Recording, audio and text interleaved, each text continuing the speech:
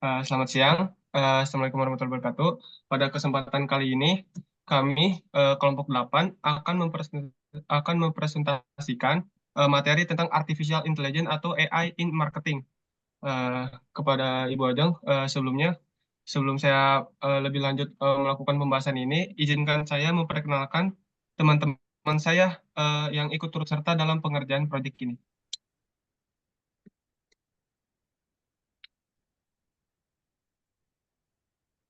Yang pertama saya Muhammad Rafli dengan NIM akhiran 216. Lalu ada saya Devaniki Ramadan dengan 5 akhir 218. Lalu ada saya Fathar Laksamana Farhan dengan NIM akhir 191. Baik.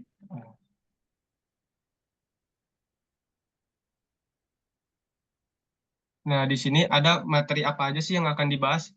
Yaitu ada kurang lebih kita bahas 6.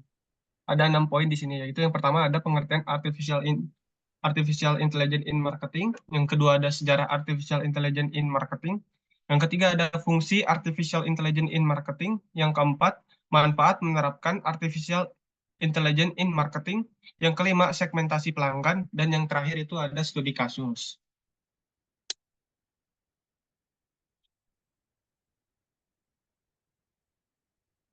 Di sini kita masuk pengertian artificial intelligence in marketing. Nah, sebelum kita lanjut, intelligence in marketing itu apa sih? Artificial intelligence AI atau AI adalah bidang ilmu komputer yang berfokus pada pengembangan teknologi yang mampu melakukan tugas yang biasanya memerlukan kecerdasan manusia. Ini termasuk kemampuan untuk belajar dari pengalaman, menyesuaikan diri dengan situasi baru, dan membuat keputusan yang rasional. Artificial Intelligence atau AI marketing mengacu pada penerapan kecerdasan buatan dalam strategi pemasaran. Hal ini mencakup penggunaan algoritma dan teknologi untuk menganalisis data pelanggan, merancang kampanye pemasaran yang lebih efektif, memberikan pengalaman pelanggan yang personal, dan mengoptimalkan proses bisnis.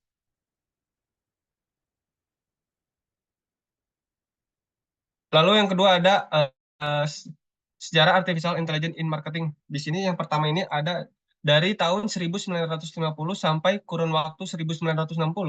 Pada tahun 1950-an dan 1960-an, upaya pertama yang menggunakan AI untuk pemasaran dilakukan oleh para peneliti yang menerapkan teknik seperti pemrograman linier, teori permainan, dan pohon keputusan untuk mengoptimalkan bauran pemasaran. Lalu yang kedua, di sini dari kurun waktu 1970 sampai 1980, pada tahun ini munculnya sistem pakar dan jaringan saraf yang memungkinkan untuk pemasar untuk memodelkan perilaku dan preferensi pelanggan, serta membuat rekomendasi dan penawaran yang dipersonalisasi. Lalu yang ketiga, kita masuk pada tahun 1990 sampai kurun waktu 2000. Pada tahun 1990 sampai tahun 2000, kebangkitan internet dan e-commerce membuka peluang baru untuk pengumpulan dan analisis data, serta periklanan dan penargetan online. Pemasaran mulai menggunakan alat AI seperti analisis web, pengoptimalan mesin pencari, dan pemasaran email untuk menjangkau dan melibatkan pelanggan secara online. Nah, masuk ke tahun 2010 sampai tahun 2020. Pada tahun 2010-an dan 2020-an, perkembangan big data, komputasi awan, pemrosesan bahasa alami, visi komputer, dan pembelajaran mendalam telah memunculkan gelombang baru aplikasi AI untuk pemasaran. Pemasar kini dapat memanfaatkan AI untuk menghasilkan konten, merancang kampanye, mengoptimalkan konversi, memprediksi hasil, dan meningkatkan pengalaman pelanggan itu sendiri.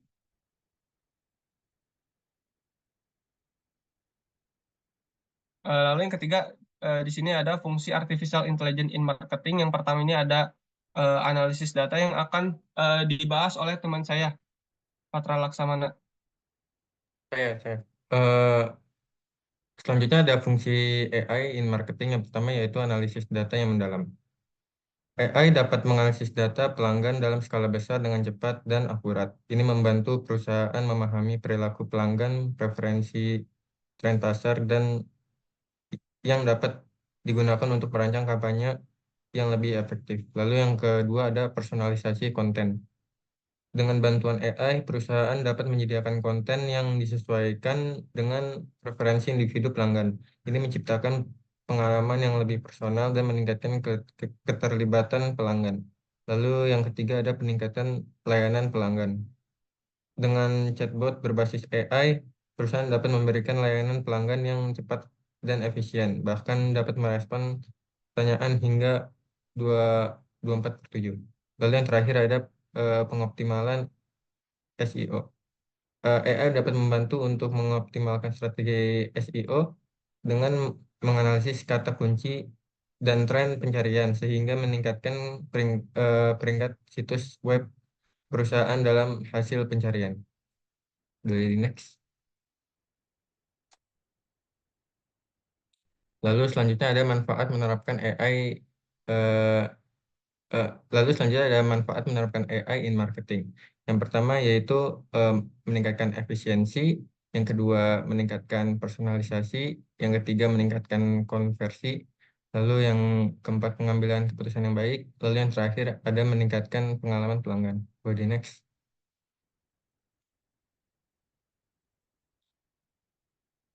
Lalu di sini ada beberapa teknik segmentasi pelanggan dalam pemasaran AI. Boleh dilanjut dengan teman saya.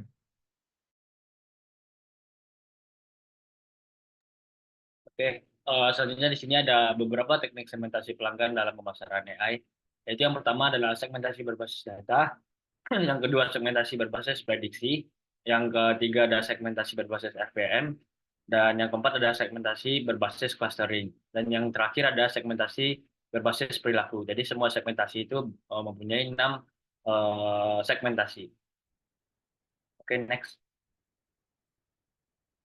Oke, di sini kita ada beberapa studi kasus yang mana di sebuah usaha Starbucks Coffee Company didirikan pada tahun 1971 telah menjadi ikon global dalam industri kopi. Dikenal karena misinya untuk menginspirasi dan memperkaya kehidupan setiap orang dengan satu cangkir kopi yang sempurna. Starbucks telah tumbuh menjadi jaringan kopi terbesar di dunia dengan ribuan lokasi di seluruh dunia, mengusung nilai-nilai keberlanjutan, kualitas, dan inovasi. Starbucks tidak hanya menawarkan beragam kopi berkualitas tinggi, tetapi juga menjadi tempat untuk berkumpul, berbagi cerita, dan merayakan momen bersama. Dengan filosofi menyediakan pengalaman yang mendalam dan terhubung, Starbucks menawarkan beragam produk, mulai dari kopi klasik hingga minuman serta makanan ringan yang lezat. Dukungan terhadap petani kopi, inisiatif lingkungan, dan keterlibatan dalam komunitas menjadi bagian tak terpisahkan dari identitas perusahaan ini. Melalui dedikasi terhadap kualitas keberlanjutan dan pengalaman pelanggan yang tak tertandingi. Starbucks Coffee Company terus menjadi destinasi utama bagi para pecinta kopi di seluruh dunia. Next. Nah, pada tahun 2019, Starbucks memakai AI Deep Brew untuk mengumpulkan dan mengolah data. Tujuannya untuk menyajikan produk yang sesuai dengan selera konsumen. Teknologi ini pun dimanfaatkan untuk mencari lokasi outlet penjualan. Mantan CEO Starbucks, Ross Brewer, menyatakan dukungan teknologi untuk masa depan perkopian berfokus pada pertumbuhan drive-thru. Dapat disesuaikan dengan memanfaatkan AI untuk memberi rekomendasi cuaca, waktu, ketersediaan tools, frekuensi, dan riwayat pembelian pelanggan.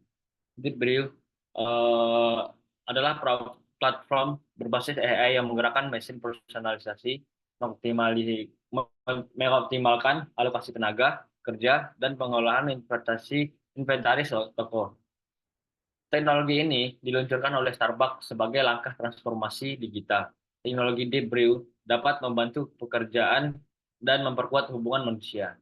Rangkaian alat AI diatur untuk meningkatkan aspek bisnis dan pengalaman pelanggan maupun barista. Starbucks memperkenalkan Deepbrew, sebuah proyek AI yang mengubah operasional dan pengalaman pelanggan dengan memanfaatkan teknologi AI dan IoT. Deepbrew mengoptimalkan mesin espresso dengan analisis data penjualan dan meningkatkan personalisasi layanan melalui program loyalitas. Hasilnya, pertumbuhan anggota Starbucks Reward meningkat 15% menjadi 17,6 juta pada kuartal terakhir 2019. Jadi di sini kita bisa lihat perusahaan Starbucks ini menggunakan AI, dan itu sangat-sangat membantu perusahaan ini untuk terus berkembang. Oke, next.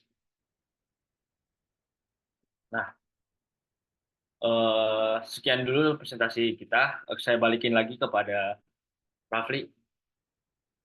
Baik, terima kasih Patra dan juga Devan. Baik, dengan adanya proyek ini tentunya akan menjadi sarana bagi mahasiswa seperti kami untuk lebih memahami materi yang ada di dalamnya.